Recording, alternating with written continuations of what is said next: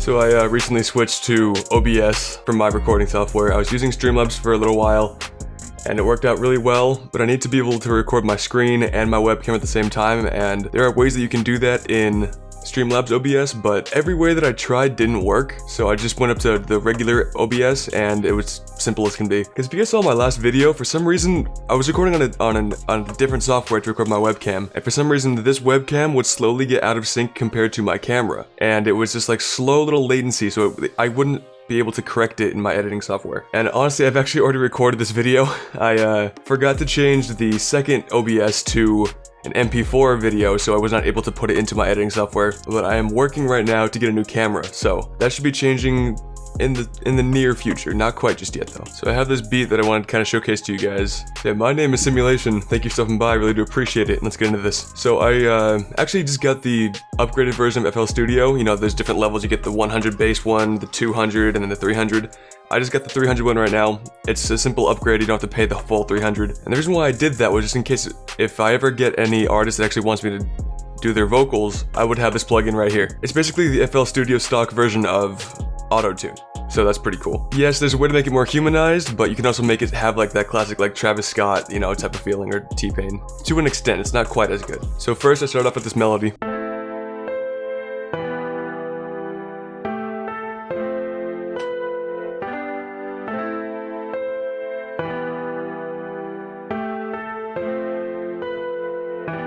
I really like the melody, but it kind of had too much brightness to it. I want to kind of make it a little more emotional. So I actually put on this gross beat just for like halftime as a taupe vinyl to kind of give it that kind of like wobble feeling. Some effects to put on like a filter on it, and then an EQ just to make sure that I'm not getting too much low end in there. And gross beat can be a little unpredictable, so I bounced it over to a WAV file.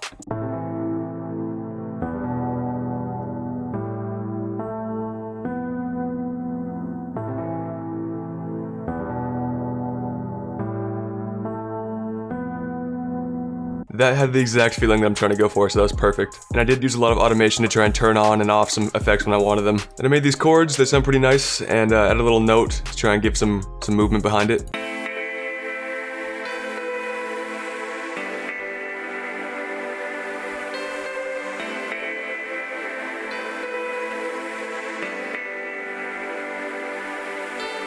Now the awesome thing I did with this one, right, is, and I know this was already a thing, why is it not opening? This is the Omnisphere preset CP Swirling Skylark, and if you go over this little orb thing, moving this orb does something to it. So this is what it sounds like normally. Not really what I wanted.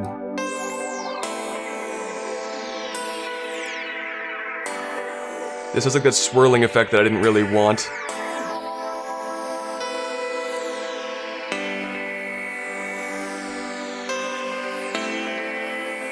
That sounds like kind of like dumbs it down, but anyway, if you go like all the way, it does like different things in each one of these sections. Each one of these lines is a different section. So once I put it up to here, it was perfectly what I wanted. So yeah, I'm betting you can do some nice like filter sweeps with that too. That'd be pretty dope. And this is another Omnisphere preset, just for some ambiance.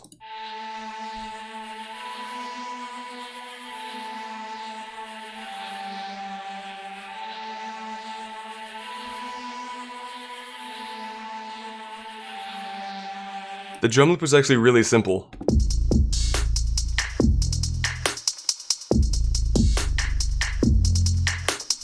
If you guys can hear that, there's actually a lot of delay on the hi-hats.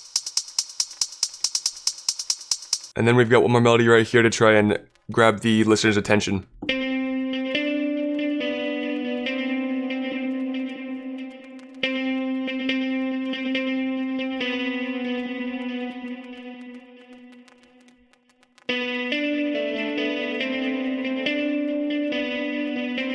I love creating like spread apart melodies, like a lot of space in between them. And because I just downloaded the whole Pitcher plugin, I actually really wanted to use it, and it worked out really nicely.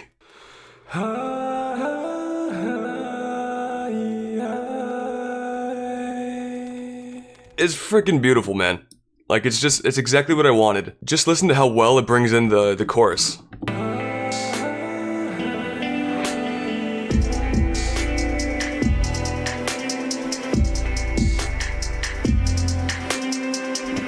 So nice, so good. After the chorus, we're gonna bring in just the chords. I'm telling you guys, it's like those spread apart melodies that really help get like some ambiance and some like tone behind a track. Bring it in with some energy.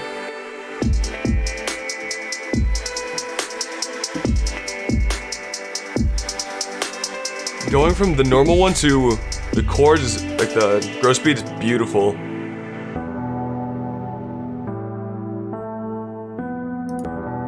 Alright, and then right here, going back into the normal one sounds really nice too. Kept the vinyl effect on this one that we can get like that kind of like moody feeling. And you know I had to record one more vocal for that pitcher effect.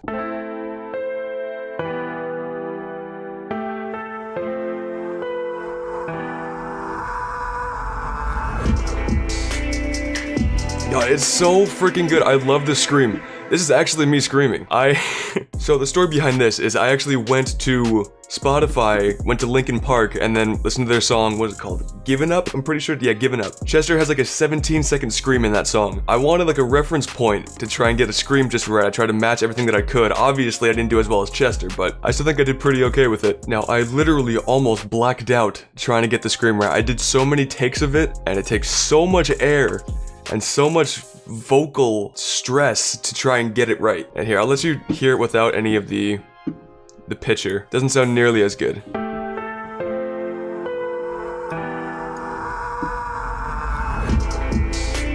That just goes to show that like you don't need to have great vocals in order to make great screams. Solo it so you guys can hear it.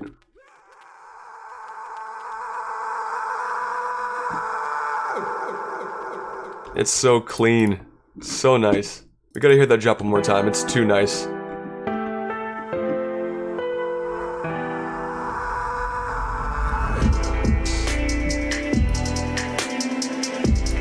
Love it. And then I wanted to bring some more aspects back into this, so I actually brought the scream back at a much lower velocity, much lower volume.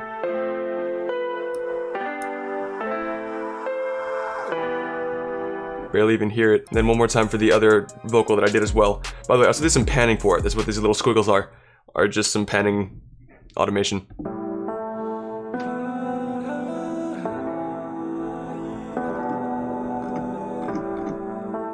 And then one thing that I've been doing is leaving a small gap of just completely no audio and then bringing everything back in. It really helps the impact.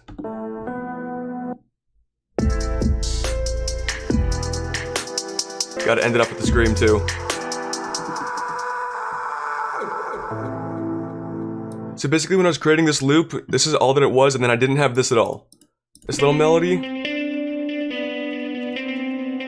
I added that once I thought that some parts seemed a little bit bland and needed some more spicing up to do, so that's when I added that one. Added this little riser.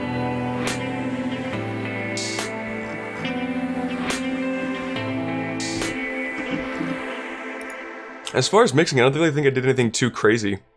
Apart from the vocals, just some pitcher, some delay. I've been using Fruity Delay Bank a lot more than some other ones. And then Fruity Convolver, which is one of my favorite reverbs for a lot of instruments, but mainly vocals. My tag on there, obviously gotta have the tag.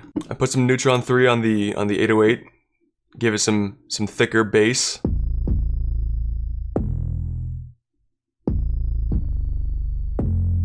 Then I pulled all of my drums onto one bus.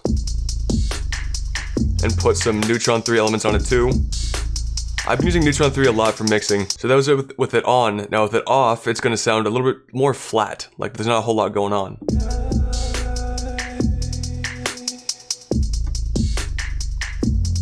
With it on.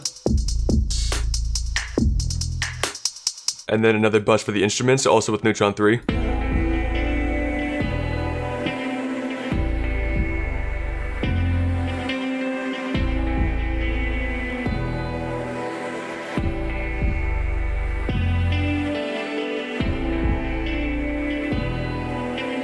And yeah, I did get kind of lazy and just slapped on an Ozone 8 elements for the mastering and called it a day. Still sounded really nice though. This is what it sounded like without it.